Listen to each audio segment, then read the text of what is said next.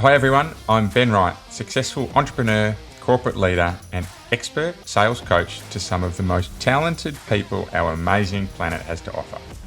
You're listening to the Stronger Sales Team podcast, where we bring together and simplify the complex world of B2B sales management to help the millions of sales managers worldwide build, motivate and keep together highly effective sales teams. Teams who grow revenue and make their businesses actual profits. Along the journey, we also provide great insights and actionable steps to managing your personal health. A happy and productive you is not only better for your teams, but everyone around you. So if you're an ambitious sales leader who wants to build the highest performing and engaged teams, Stronger Sales Teams is right where you need to be.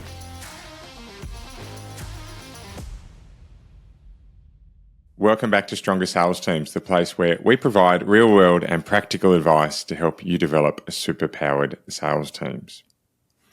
Well, wherever you are in the world at the moment, I expect that you are mid-season. And for me, they're often some of the most beautiful parts and times of the year. Those times when the heat of summer's gone or the cold of winter is not yet here, or vice versa, right? We're coming out of the cold of winter, starting to move towards that warmth of summer.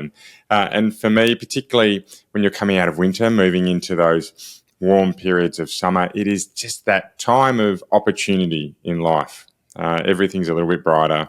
Everyone's a little bit happier because you know you've got those warmer months and periods of time ahead. And for me, it's something when we talk about with sales teams where we can start to look towards brighter futures, that we really build that positivity around our teams and ourselves and anyone, our customers, even those associated with the business. And for me, what that often comes down to in sales teams is knowing that you have a strategy within your team of repeatable sales that will take the pressure off needing to have consistent new leads generated day in, day out, right? When you're every month you have that you hit great results, you know that the next month you've got to go out and generate all those leads again. And it almost becomes Groundhog Day when you're doing the same thing over and over and over again. And we talk about that being repeat income, annuity income, trailing commissions, whatever it may be. There's lots and lots of different forms in this. But for me, the times when we have the brightest outlook on our sales teams is either when we're just starting out or when we know we've got future revenue ahead of us. I know absolutely, without doubt, when I've had my businesses, that I was always looking at our 3-month revenue forecast, right? And when I mean forecast, I mean pipeline of work that we know is coming through. And when that was full, for me, I was a happy man. For service-based businesses, I'm consistently working with, and those listening who work with me, they will know, and with the rest of our team, they will know that I'm constantly asking you to aim for 12 to 16 weeks of booked work, because when we have that forward flow, life is generally easier. Now, for sales teams, that can come down to me to 3 areas. There's winning new revenue, right, which is your day in, day out lead generation, having a big enough pipeline in your business to be able to bring those sales in. Number 2 is to be getting repeat customers. So when we have previous customers who have worked with us and with our business, that we're able to actually have a pipeline of services that allows them to come back and work with us again. And then the third one is getting more from existing customers. So that generally comes down to your basket size. An example I'll give here is a new bike, right? When you're buying a new bike, which yes, everyone's heard this. I'm on the road to doing my first Ironman at the moment. I've just had my new bike delivered, and straight away, it's what else do I need to buy with it, right? At the time of purchase, at the time of filling that basket and checking out, what else did I need? Drink bottle holders, shoes, pedals, right? Helmet, everything else that comes with that when I'm buying a new bike. So 3 really distinct ways of growing revenue in a business. And for me, where we start to think about forward generation and forward pipelines, key account management and repeat business really comes to the fore here. We spend a lot of time on this podcast talking about strategy, talking about new lead generation, talking about new deals, talking about negotiation, right? And really winning deals when it comes down to that first transaction. But I'd like to change the focus today and talk a little bit about key account management and what I'm seeing work really effectively across businesses who are reliant on repeat incomes So win one customer could potentially be a really long sales cycle, but win one customer and then have repeated sales from that customer along the journey. That's what I want to focus on today. So we're going to jump straight into it. I'll preface it with only one more thing, and that's to say that when it comes down to what I think is really important within the sales industry, I often look at the number of requests that I'm getting around certain topics. And without doubt, the sales process and refining the sales process, finding the gaps and getting better at what we do is absolutely the number one. But at the moment, number two is around key account management. Lots of businesses asking to help train or retrain their teams around how to manage their accounts. And next week in episode 116, I'm actually going to focus on the train and retrain piece. We've done a few across the series around training, but I think it's worth just putting our minds to that again, because when I see those inquiries jump up, it generally says to me, hey, we've got people that are wanting to know what's going on. So today, though, let's focus on key account management. So what does key account management look like to me? Key account management for me is taking existing customers and turning them into repeat customers. So people or businesses who will buy from us again and again and again over an extended lifetime. The key measure here comes down to customer lifecycle value, i.e., what is the cost to win our customer now versus what the revenue that they will generate to us over their entire lifetime. There's some really obvious approaches here. Toothpaste. When you're winning customers, you know they will generally buy the same toothpaste again and again and again. Bikes is a good example, right? You buy your branded bike. I've just bought a Canyon. There's a number of parts and products that I'm going to need, and there'll be a bike shop that I go to get my servicing done again and again and again. It can be equipment in the B2B space where you're buying one product and that has a lifetime. It needs servicing, it needs maintenance, right? It needs to be upgraded, it needs bolt-on parts, or you could extend your fleet, whatever it may be. So for me, I think the definition around key account management is repeat business. But where does it start and where does it finish is where I often see some conjecture amongst sales teams. So today I'm going to share from my point of view and a couple of decades and tens of thousands of deals experience here around what I think key account management success looks like for teams. So let's talk about where it starts. For me, key account management starts immediately once your first deal or customer engagement is signed. The ink is not yet dry or the digital signature has just come through to your business, whatever it is, right? That's for me when key account management starts. Because the best key account relationships I see across extended periods of time are built through deep trust and care. And in that first delivery cycle, that first time when a project's won and it's delivered, that's when a lot of trust can be built. Because often, let's face it, things don't go perfectly smooth in the first delivery cycle. So for me as sales teams, sales leaders, we need to be making sure that our teams are focused on key account management from the moment they sign that deal. And that comes down to building a structure where we can repeatedly, across every single deal that we win, re-engage with our customers as we need to. How can that look? Some ideas here that we're having a weekly meeting with our delivery team if it's an extended project. We're having a meeting at the start and finish with our delivery team if it's a short-term project. We agree with our customers when we're going to be touching base with them. We agree with our customers what we're going to be talking to them about. Right, so if we're delivering a project, a building, for example, right, we agree that we're going to touch base at the signing of the contract a week after launch, when council paperwork's submitted, when we first have stock to site, when we first turn soil, right, and so on. If it's a smaller project, if it's a service implementation, we talk about at the start of the final scope, after the first week of delivery, right, at the end of delivery, whatever it may be. But for me, it's all about defining and being really clear when we're going to be checking in with our customer. Right, so that for me builds great key account relationships in the early days, primarily because the customer can see that the salesperson is invested in their journey. You've heard me say before, people don't care how much you know until they know how much you care. This is a big proponent of this, of getting in with our customer and making sure we're building that relationship. Very easy, very straightforward. I'd be surprised if many people listening haven't heard this before. However, my experience says that the majority of people don't do this very well. And the reason they don't do it well is because they don't have a repeated structure that the whole team has signed up to that says, yeah, this is when we're going to contact our customer. This is how we're going to deal internally with our delivery or our customer care teams, right? This is how we're going to handle issues as they arise. This is when the salesperson is going to be brought in. So that for me is number one, right? When we've signed the paperwork, the implementation period. The second phase of key account management is as we start to look at how we build long-term revenue growth, right? And we're not even talking about selling more at the moment, and certainly this piece doesn't either. The second piece here is that we are engaging with our customers in their first 3 months of implementation. Again, it comes down to building set structures within our team around how and when we're going to do this. But for me, what it will normally look like is either month 1, month 2, month 3, 6 weeks, month 3, or if it's a project that is quite consistent, so they've bought a piece of equipment, right, that's got a long lifetime, it might be month 2, 4, and 6, for example. But regardless, the point here is that we have repeated touch points with our customer to make sure they are happy with their purchase.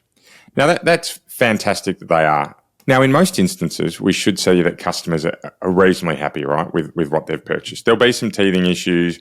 They might have some questions to ask you, right? But in the whole, if we're working for a business that's reasonably proficient at what it does, we should expect to see that, the satisfaction from customers is generally pretty strong. In fact, my experience says that satisfaction with a new product or a new service is rarely higher than in those first few months. And that for me is when really good key account management can overlap into generating new business. And in essence, the time to ask for referrals is the most impactful. It might be referrals, it might be reviews, it might be testimonials, it might be case studies. But certainly as we're checking in with our customers, that's the time to be asking for this information. Not only does that help build your relationship with your customer, i.e. the customer, if they feel that you're doing a good job for them, right, they're more than happy in most instances. Of course, there's always exceptions. But my experience says that customers are generally happy to help you out. But the second thing it can do is it can actually broaden your business and help that future pipeline of revenue for you, right, which can take some of your pressure off lead generation. What it also does, though, is when you ask for referrals, it can often lead to internal referrals within that business, right? So other sites, other brands, other people within the same site who might need the same product, right? If you're providing training, if you're in my industry, you're providing strategic sales training to a certain division of the business, right? You might jump across to another division. But if you're not asking your customer for referrals or who else could use your service, it's very, very rare that you get this, right? Don't ask, don't get. And what I really like about this approach in the first 3 months is it leads with making sure that the customer is happy, but then it follows up with looking at ways that you can connect further with new customers or help their business in greater detail. For me, I cannot count the number of times where I have seen a key account, a sales lead ask a customer, hey, is there anyone else I should be working with? And the customer's response is actually to recommend someone internally within their business. Super powerful. You start to cross that across the business and it strengthens those key account bonds, right? Taking you from that intellectual loyalty, that product loyalty, through to that emotional loyalty across the business. The third thing that I like to see from the first 3 month engagement is that we start to work through with the customer how often they want to hear from us, right? Because once we get agreement from the other side of town, right, the buyer's side, that they're really keen to hear from us every 2 months with new things that are happening around what we're doing, or every 6 months or every 12 months or whatever it may be. We've in essence made an informal agreement or contract, right, as to how we're going to be talking to each other. Now, please, we can take the reference to a contract and agreement really loosely, right? But the idea here is that when asking someone, hey, what can I do to add value to you? If they're responding to us with their preference, then my experience, and certainly the teams we work with, says that they're going to be more open to hearing from you down the track. Okay, so part one of key account management was getting your delivery cadence right and really building that relationship with your customer after the sales process. Part two around key account management was making sure that we are structuring how we contact customers in their first period of usage of a product. It's not just to make sure they're happy, but it's also to be asking for referrals, internal or external, and building out a cadence as to how we want to talk with each other. Great, so they're the first two things done, right? Nice and straightforward, but the fortune here is in making sure that we systemically execute this over and over and over again. Right. Third piece here is it comes down for me once we've had that initial rollout and we've had the engagement period during their first usage. What comes next is understanding how we can most add value to our customer base. So where we're adding value can be really impactful around ensuring that our key account business grows. A few things at play here. One is it keeps competitors at bay.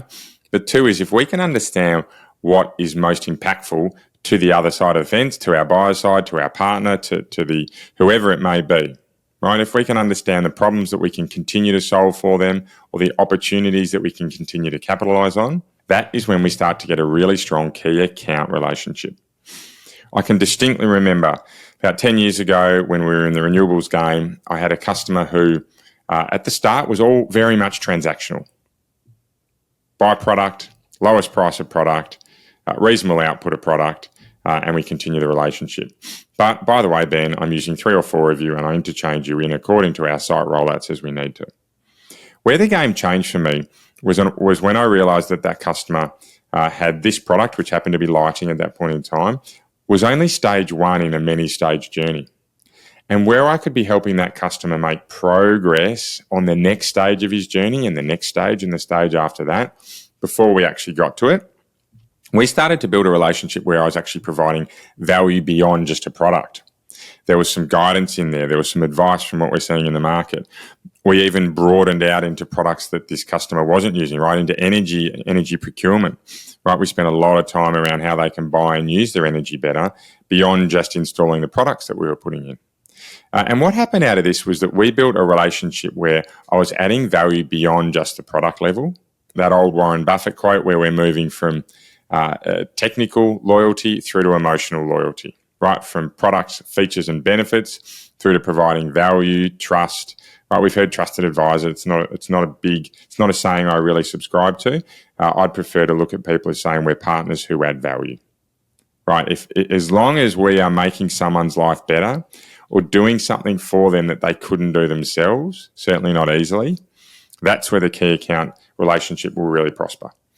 So for me, that relationship moved from transactional to strategic, and they are still my favourite customer across my entire time in doing business because we built north of $10 million worth of work through them. Okay, so how are we doing that? How are we making sure that we're adding value to customers? Well, for me, those first 2 stages, understanding the delivery and talking about the satisfaction they had within the product, absolutely for me is where we start to get a greater picture around what long-term value looks like. We can start to ask questions around what else, right? What are they doing now that they've installed, now that they have bought new cars for their fleet? What's the next stage for them? Is it buying their fuel better? Is it equipping their cars with new equipment? Is it having branding done on their cars? Is it having a rollout of additional cars into different parts of their business, right? There's lots and lots of things we can talk about when it comes to a fleet management of a car. Now, not all of these are going to be direct products we sell. However, where we can provide introductions, where we can provide some advice around how other customers have done it, right? Where we can help shorten their learning journey for whatever naturally comes next in their buying cycle, that's adding value. Where we can talk about products and features that we're adding to the product they bought. If we go back to my bike example, I've bought a bike, the front end of my bike, it needs to be raised. I need a greater upwards angle to help block the wind and make me more aerodynamic. I need some new tyres, right? A disc wheel at the back. I need to have a look at perhaps if I've got the right seat, right? Lots of little things that need to bolt on. It's a slippery slope and a never-ending game. Right, but if that partner that sold me the bike was talking to me about this regularly, which they're not, by the way, Canyon where I bought the bike from, if you need some help, let me know. Right, but if they were regularly talking to me about how I could add more features to my bike and adding that value and solving the problems, then hey, right, we have a really good long-term partnership. So the piece around adding value, how do I recommend you do that? For me, it's having a cadence of meetings with our customers. It is by far the simplest way that I've seen this work over a very long period of time. Just because of the advent of talking via video, just because of the introduction of AI, just because things are changing in the world from a sales delivery perspective, it doesn't mean that people's motives or how they like to do business have as well. And what I mean by that is that people still like engaging with people, and we still within reason, right? And we still need to talk to our valued partners to be able to come up with solutions, work through the grey and improve our businesses. So for me, the piece that's really important here is making sure that we are setting up a regular cadence of meetings and having a clear structure on what we go through. What's working, what has yet to work, what are the next opportunities, what's the best thing we can do for you. Really straightforward format. What's working, what isn't working yet, right? What's coming up and what's the best thing that we can do for you. Okay, so that's certainly a terrific way to approach how we can hold regular meetings with our customers. And what comes out of that then is opportunities. Because when we're talking to our customers, when we're engaging with them, that's the point in time when we start to hear more about what's going on in their business lives. We can add to this some digital nurturing, right, where we have newsletters, where we have general customer engagement through webinars, right, where we're providing anything that's educational or increasing their knowledge base, all really valuable. Podcasts, terrific way when we can have customers who are dealing with our business continuing to engage with us. It's not always going to be face-to-face, but any point where we can have touch points increase between us and our customers, that's beautiful key account management. Okay, so we've looked at making sure we're staying in touch with our customer during delivery. The first 3 months or equivalent hotspot for when you've provided a service or a product to customers, that the most impactful first period of time with them, right? Understanding how we can create value long term, and then setting up a really regular cadence of contact with these customers, right? There's a few forms there, whether it's face-to-face, video, or some nurturing programs, right? That's the really important part. Last but not least, in fact, I'd say last but most important, is making sure that we are expanding our relationships with the customer. So if we're a B2C brand, right, that deals directly with a consumer, right, a single purchaser, I've heard many times the argument that says, well, we're dealing with one person, it's irrelevant. For me, that doesn't hold, because generally outside of small, and let's avoid smaller purchases that happen every now and then. I'm talking about bigger purchases, right? Thousands of dollars or more, or repeated purchases, even if it's just subscription-based pricing or subscription-based products and services. There is very rarely only one person involved in this decision. So finding a way that you can be engaged with the family, if you like, whether it's their partner, whether it's their friends, it's those that influence them, that's the bit that for me is really impactful. And that can be as simple as, if you're a product or a subscription service, having a second user login, right? So you've got that second user that you can engage with, right? If you're providing physical product in there, it's dealing with or asking your consumer who else uses that product and trying to get some details about that user so that you can personalize the service for them, right? Whatever it may be, regardless of whether you're B2B or B2C, there's an impact here around cross-threading. At a B2B level, I think it's far more obvious. It's finding others within an organisation to build relationships with. The really obvious reasons here are that if that person who is using your product either falls out of love with your product or leaves the organisation or moves on to something else, right, you then have other relationships that you can fall back to. But for me, the opportunity lens here is that you have others that you can increase, the sales of your products to. This is where you get to upsell. This is where you get to provide more multiples of units. This is where you get to understand how others are using a product to see if there are opportunities for them to get engaged with your business. And for me, I think the whole approach here, right, really is underpinned by having a system of where you can repeatedly engage with your customers, whether it's during the first delivery, whether it's during the initial 3 to 6 months of a product, whether it's when we're creating value and meeting the customer regularly, or simply that we're cross-threading, right, across our relationship period with customers. We've got to have some systems that prompt us to do this again and again and again. Right, so it's not just about agreeing as a team how we're going to do it, but it's also about providing the systems in there so that we can be prompted to do what we need to do. That, for me, in a broad spectrum, is how great key account management evolves. I'd expect it out of there's lots of things that you do know and you've heard before, but my hope is that you can find a couple of little pots of gold that you can take from there, make a slight pivot on, and do again and again and again. Particularly the piece around cross-threading. I think that for me is the area where I find most upside with businesses I work with. And probably the second piece, or the runner-up to that, is in those first 3 to 6 months of when a customer's using your product, right? Really touching base and trying to understand ways, right? Use the bike example, understand ways where they're riding their bike, right? What are the extra tools and, products they need? Who else can they get you talking to? Who can they refer you to? So just to sum those up, great key account management for me is engaging with your customer as you're delivering the project, engaging with your customer in those first few months of usage, generally when satisfaction's highest or also new problems are highest. The third piece is understanding how you're going to create value, so you're really clear in your organisation, ongoing value. Number 4 is your regular cadence of communication. And number 5 is cross-threading, expanding your network across a business to make sure that you can really deliver long-term. Okay, so that's key account management in a nutshell. Right, if there's anything in there you want to expand into more, get in touch with me. You know where to find me. But before I go today, I'm on the road to Cairns. We have 5 weeks to go as we're going live. And I tell you what, I feel really underprepared. But certainly the last couple of weeks for me has been all around the bike and understanding just what great riding looks like. It's not just hours on the bike, it's your position, it's your aerodynamics, right? So, how much wind how much wind is pushing in front of your face and how much is flowing past your body more effortlessly, but also your position, where you're actually sitting on the bike, how many watts you're able to push out, right? How tired your hip flexors are or how constrained they are once you get off the bike to be able to jump off and run. I'm using wind trainer sessions, all these different ways of approaching riding. And, hats off to elite cyclists. It is a sport where there is more than just your ability to grunt and push hours. Certainly that helps, but there's a hell of a lot of knowledge that goes around maximising, your position and everything around it. So that's been my big focus. Bike volume's been up. I'm up over 100 Ks a couple of times a week, or at least once a week. But I feel like I've got a long way to go. So 5 weeks and counting, road to Cairns. I'll keep you updated. For now, that's it for today. Thanks, everyone. Keep living in a world of possibility and you'll be amazed by what you can achieve. Bye for now.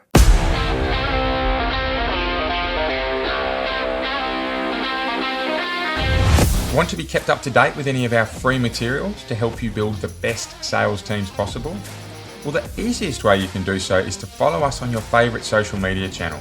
We're at Stronger Sales Teams on most of them, and if you DM us Stronger, we'll send you right back some great resources to help you build your superpowered sales team.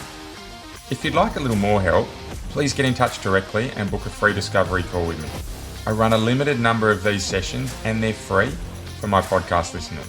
I'd love to help you out. Until then, see you next week for another podcast of Stronger Sales Teams.